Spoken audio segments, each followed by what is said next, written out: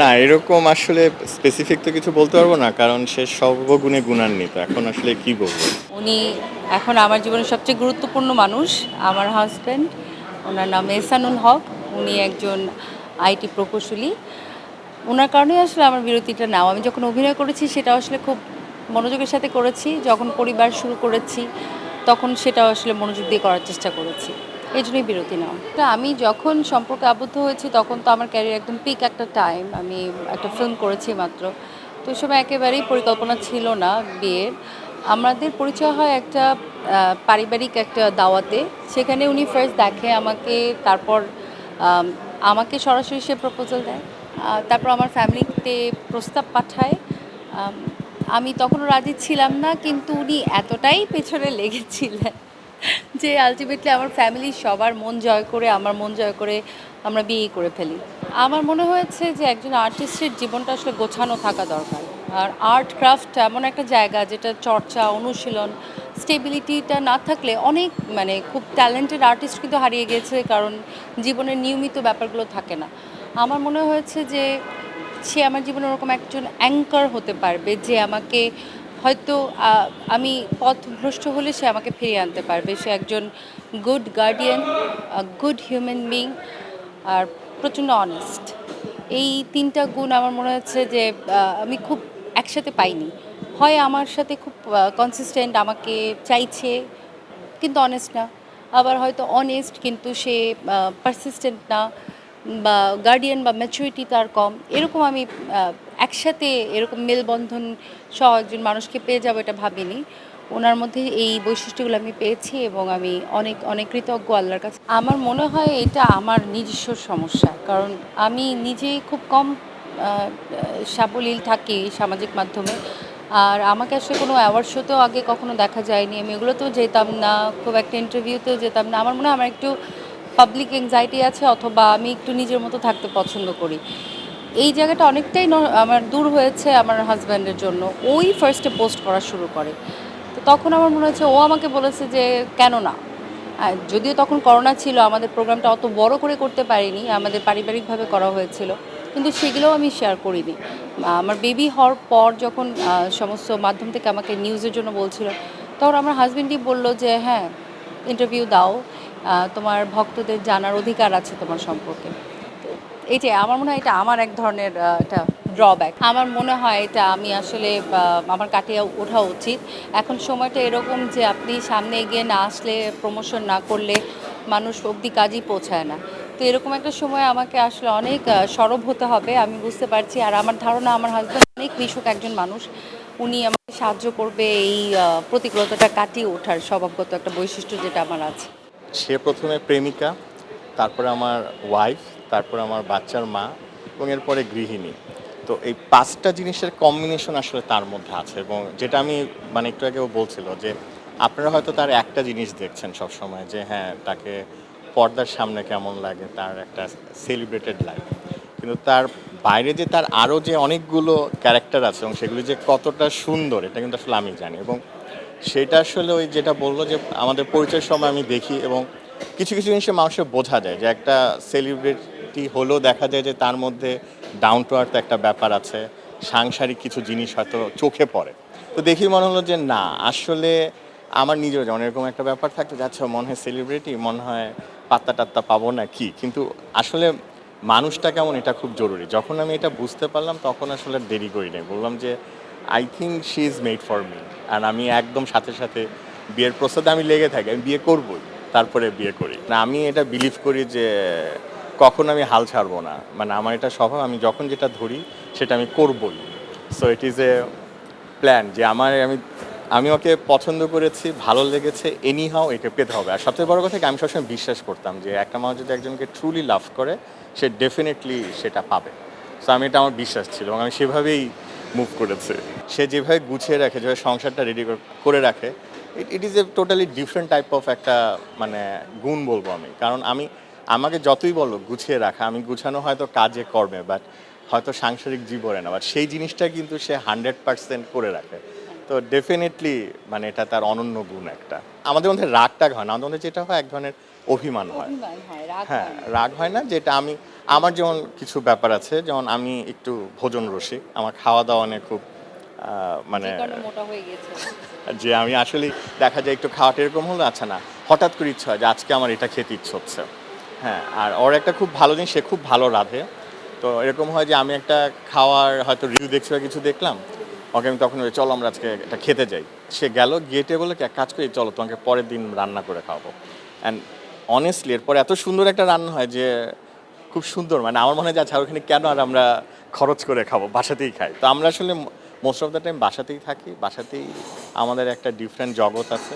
Movie দেখি প্রচুর, খাওয়া দাওয়া করি, তো একদম সেরকম। আর রাগারাগির ব্যাপার আসলে নেই, যে ওই অভিমান হয় যে না এটা এরকম হলো না কেন, ওটা এরকম হলো না কেন, সেরকম। বাট এটা খুবই নর্মাল, এবং আমাদের রাগের ব্যাপারটা খুব সুন্দর, মানে আমরা ভুলেও যাই, মানে কিছুক্ষণের মধ্যে ওটা আবার হাসাহাসিতে চলে আসে।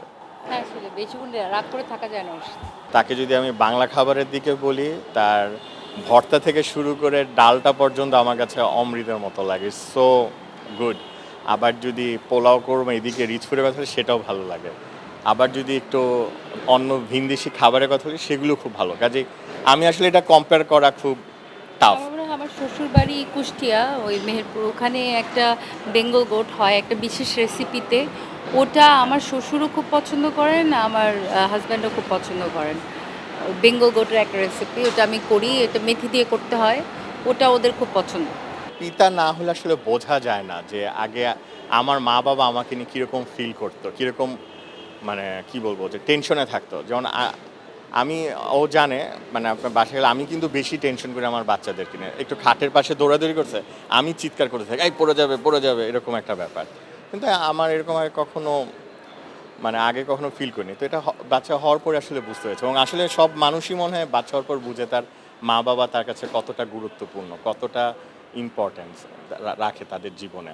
আমি আসলে সবচেয়ে বেশি ফিল করার কথা ছিল আমার প্রেগনেন্সির সময়, কিন্তু আমি একটা অসাধারণ শাশুড়ি পেয়েছি, যে কারণে আমি বেঁচে গিয়েছি। আমার মার একেবারে অভাব তো পূরণ হয় না, কিন্তু উনি অনেক চেষ্টা করেছেন।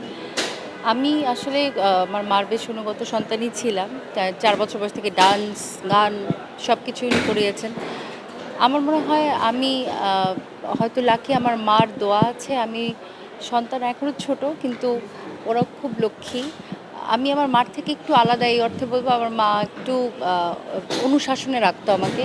আমি ওটা একেবারেই পারি না। আমার সন্তান যা চায় আমি তাই দিয়ে দিতে চাই। এই ক্ষেত্রে আমি আমার হাজব্যান্ডের সাপোর্টটা নিই, ও আবার একটু সেটা ব্যালেন্স করতে পারে। মাতৃত্ব একেকটা একেক রকম আমার মনে হয়। তবে আমি চাইবো বারবার আমার মার মতো হতে। উনি যেভাবে আমাদেরকে আগলে রেখে বড় করেছেন, আ সেটা যদি আমি হতে পারি আমি সার্থক।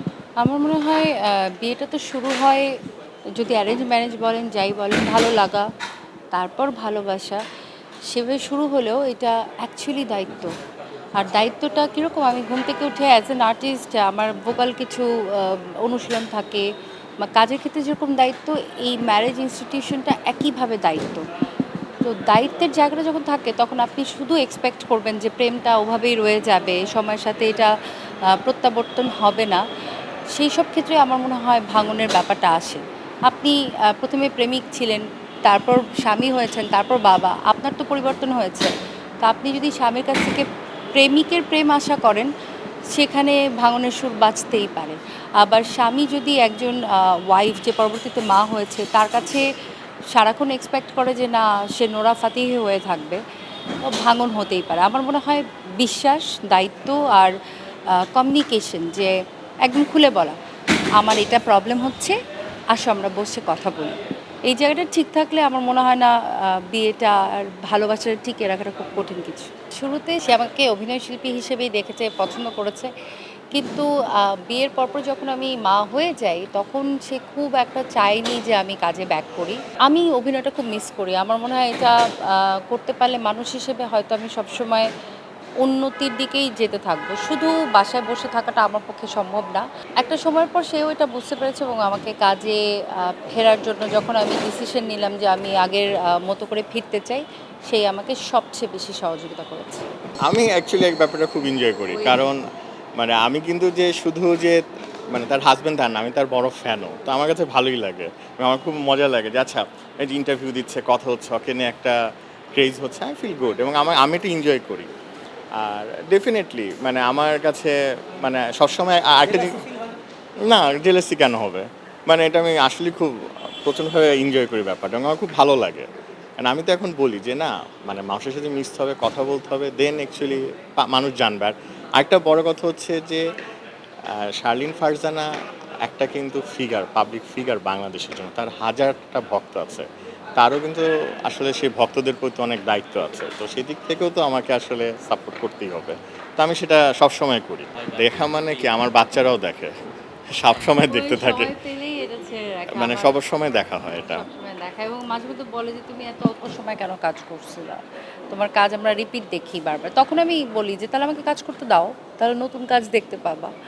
তো ওইভাবেই আসলে একটু একটু করে কনভিন্স করা। সবগুলো জিনিস এসে খুব ভালো করে এবং ক্যামেরার সামনে বলবো যে আমি আসলে খুব ব্লেসড। না, এরকম না। আমি সবসময় ওর প্রশংসা করি। আর একটা ব্যাপার বলবো যে আমি খুব ব্লেসড। আমি একজন খুব মানে কি বলবো বেস্ট প্রেমিকা, বেস্ট ওয়াইফ, বেস্ট মাদার, হ্যাঁ, অ্যান্ড বেস্ট গৃহিণী পেয়েছি। So it's great. মানে আমার আসলে মানে সত্যি কথা আমাকে যদি এনি টাইম কেউ যদি কখনো বলেও আমার আসলে এটা নিয়ে কোনো কিছু বলার নেই। মানে আমি মাশাআল্লাহ হ্যাপি। এখন আমার মেইন ফোকাস হচ্ছে যে আমরা দুজনে কাজ করি বা সে কাজ করে ওর যতক্ষণ যেটা ভালো লাগে ডেফিনেটলি করবো। আমরা আমাদের জীবনটাকে এগিয়ে নিতে চাই।